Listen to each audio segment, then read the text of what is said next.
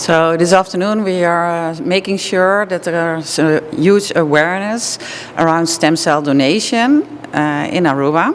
It's very important that people understand the importance of becoming a stem cell donor to, probably save a life sometimes.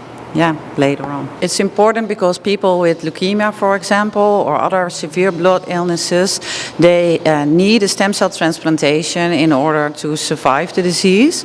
And what is happening in medicine is that the immune system of the patient is going to be completely destroyed, and then it's going to be replaced with the stem cells from the healthy donor.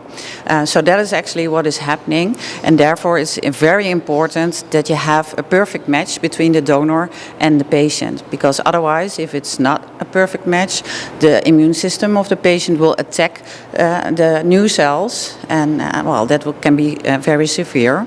So we need to find a very much identical donor to the patient. People with leukemia, different kinds of leukemia, but also, for example, sickle cell disease, are treated with this form of treatment. So a stem cell donation and transplantation.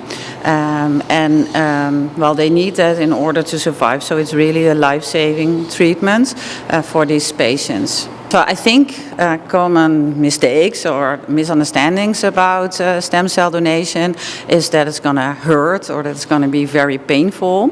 It's not. You can become a donor by just swabbing your cheek. 3 cotton swabs you do around your cheek, and then you send it in, and your HLA type is being defined, and then you're going to be in a database, a worldwide database.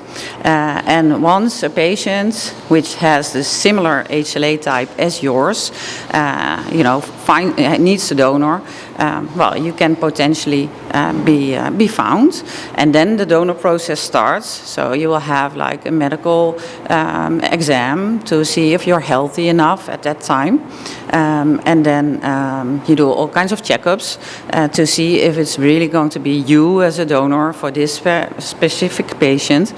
And then if that's the case, you will be transferred to the Netherlands to have the procedure. And the procedure can be both by blood or by the bone marrow. So you're asking about the safety of the procedure, and that's our main goal, to make it a very safe procedure. So we have very high quality standards to make sure that nothing will happen to the donor.